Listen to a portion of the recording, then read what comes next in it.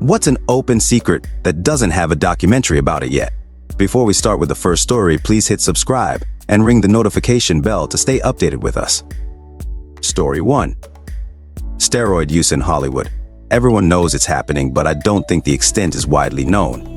When a male actor puts on a lot of muscle for a role, they have most likely used steroids. Even if they have just put on a little muscle, they probably still use steroids. Because you can't gain fast enough to get in shape for the start of filming. And because it is technically illegal, no one will ever admit it. What makes it worse is these people and their trainers will write articles for Men's Health where they go through their workouts, ignoring the fact that they took growth hormone for a year. There have been a few good documentaries about doping in sports, but I think we need one about Hollywood. Story 2. The age of all of the tech that is the backbone of our whole world. What you as the consumer or any frontline employee is interacting with is usually just a GUI overlay or a program that is manipulating something much older. The worst tend to be government, certain sectors in aviation and transit and banking. Also, people don't know that one company that completely flies under the radar and has no real oversight owns a very large portion of the software and has their fingers in a huge amount of financial and retail transactions. Story 3. I took mefloquine for several months while in Haiti. At first, the dreams were psychedelic. Then you'd be standing in the middle of a room and you would be absolutely certain, as though it was happening to you right then, that the ceiling would cave in and you would be crushed under the concrete. Like a waking dream you can't wake up from. Or I'd suddenly remember the fish I had for lunch and become convinced that I had swallowed a bone. That I could literally feel it lodged in my throat. That I couldn't breathe. Then the panic sets in and you actually can't breathe. It's almost impossible to describe. Except you see it happening to you in your mind's eye like you're dreaming. But you are standing there, and your body is reacting like it's happening to you right then. And your brain fuses the two things, dream and reality. Yeah, I stopped the mefloquine. Story 4. MAGA is a cult. I'm not talking about Republicans necessarily. I am talking about the portion of Republicans willing to surrender their entire free thought to the whim of a charismatic leader. The closest documentary would be the alt-right episode of the Netflix docuseries Web of Make-Believe, Death, Lies, and the Internet Edit. For clarification, my personal definition for a cult is a high-control group that follows a specifically tailored ideology, which is used to abuse and manipulate followers for the benefit of the group leader and/or leadership. Story 5. Black Twitter is a prime example of the dead internet theory, and as we currently know, it got its start originating as a series of viral marketing operations and a short-lived comedic subgenre of borderline racist parody pages. If you've been on Twitter since its early days and were an active user from 2009 to 2012, you saw this happening in real time. I could write multiple walls of text going into detail, but it's honestly so messy and complicated. Even a lot of the strange I've-inspired Gen Z slang got its start from parody pages intentionally making the most ignorant posts you can imagine. Story 6. I live in a town in New Jersey that had a company called Ciba Geigy. They were the town's largest employer, so most people kept quiet about what they were doing, which was dumping chemicals into the Toms River and Atlantic Ocean and burying 47,000 drums of toxic waste in the ground. This created a plume of polluted water that spread beyond the company site and into our neighborhoods. We have a high cancer and autism rate, which hasn't definitively been connected to the chemical disposal. There's been small docs about it, and Danny DeVito was interested in doing a movie about it, but then COVID hit. I feel like this could be a good doc. Story 7. The Mormon Church is incredibly wealthy, built off the tithing of its members, but most members don't know how much, where it came from, or have a say in how it is spent. Among many other holdings, it is the second largest landowner in the US. 1 in every 550 acres is owned by the Mormon Church. It has well over $100 billion invested, including over $55 billion in publicly traded stocks. Since it is a corporation's soul, technically that makes its president, Prophet, one of the top 10 richest people in the US. In all likelihood, he is significantly more wealthy than Warren Buffett or Bill Gates. They also have an extensive missionary program recruiting members in the poorest regions in the world, and they teach those members to pay tithing, 10% of income, before putting food on the table for their families. They are actually sending white Americans to South America and Africa, converting people and guilting those converts into donating to an enormously wealthy US corporation. Story 8. The new uranium mines that are being opened on Native American reservations in the Southwest US. Also the ones that are abandoned and the government refuses to clean them up. Not to mention a lot of Navajo Nation is still feeling the effects of the former Bennett freeze, where they couldn't get anything fixed or anything new built on their land for over 40 years. A good portion of people living in Navajo Nation in those areas affected by the freeze still don't have access to running water and electricity in their homes. Story 9. The bath salts were some kind of social experiment that went wrong. There is really no solid story of how or why they got started, or who started making them and who got them loopholed onto the shelves of head shops across the country. There is a documentary on every other drug ever created, but the how and why of the bath salts were very quickly swept under the rug. Story 10. How much of lab data, real test results that go on food packaging, tests for contaminated, etc., is falsified or adjusted for clients? It is an open secret that many companies run their own labs that test for contamination in food and hire inexperienced workers that will literally just make up test results so samples will pass. Tests would also be poorly run to make results pass, or there would be no quality control to make sure the results are accurate. I don't know how many times I have been asked to fudge the numbers or watch someone openly do it to make the customer happy. There is more lead, and a whole lot of other things, in your food, your water, and your drugs than is always reported to the FDA, etc. I don't know how open my secret is, but there are for sure no documentaries talking about it, and especially none saying how common it is. Story 11. Lariam, or mefloquine. There's a mini YouTube documentary about it, but it's not nearly big enough or been seen by enough people for me to count that. If you don't know, Lariam is an anti-malaria drug that was prescribed to many people in the late 80s and 90s and prescribed by first world militaries up until the 2010s. I personally have family who was impacted and still suffers from the effects of Lariam.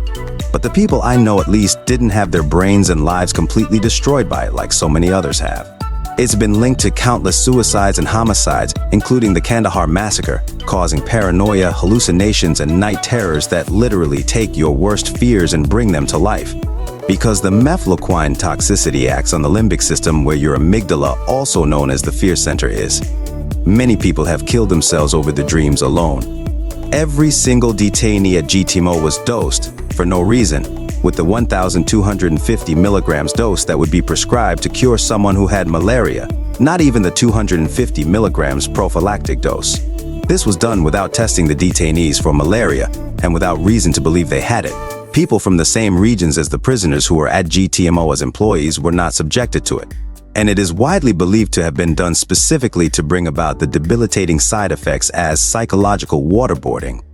There is evidence, though not proof, that Lariam may have been created as part of MKUltra, when the CIA was trying to synthesize mind control drugs using quinolones.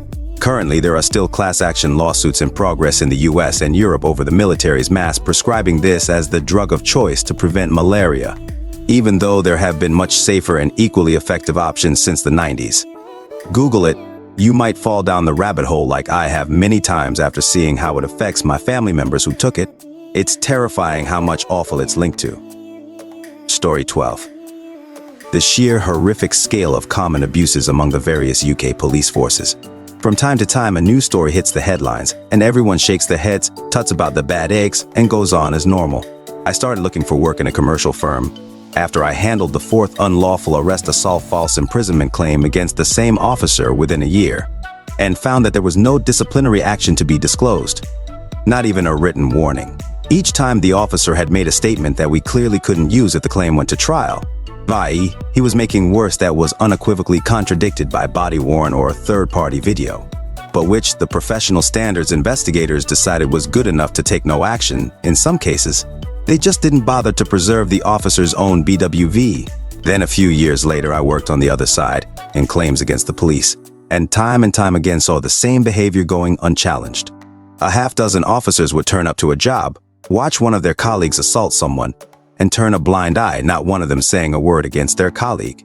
Meanwhile, the police and IOPC will make a big deal out of the handful they bother to investigate meaningfully. Whilst police forces spend millions of pounds trying to get out of their obligation to hold a disciplinary hearing when directed to by a higher authority, the whole police complaint system is not fit for purpose and leaves the banality of evil entirely unchallenged. Story 13. The Night Tsar in Manchester, UK is responsible for completely destroying the independent clubbing scene in the mid-000s, and from then on, he's literally in it to ensure his business is ring-fenced and he can carry on making huge profits. Oh, and during COVID, he lied about what his business actually does to claim $500,000 from the government that he's not entitled to.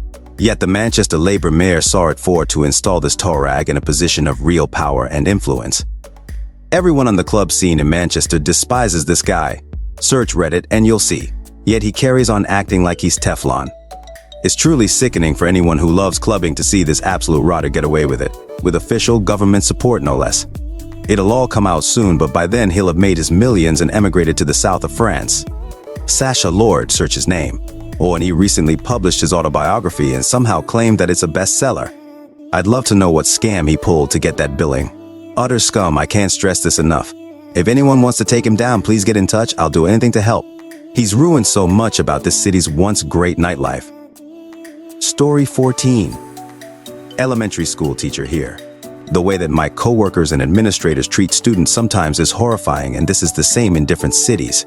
Elementary school students are shamed for using the bathroom during class time and made to focus 100% of the time, all while educators say that they are trying to reach every child. They're told they can handle something when the teacher has no idea if they can handle it or not. Also, that teachers can be fired for any reason during the 2 years before they get tenure. And then almost nothing can get them fired. The US public school system is a bit backward to say the least, and the garbage curriculum that districts purchase because some company gave them a pitch. Story 15. I wouldn't say it is an open secret yet, but the corruption in Wall Street and how they have actively dissolved companies while profiting the whole way.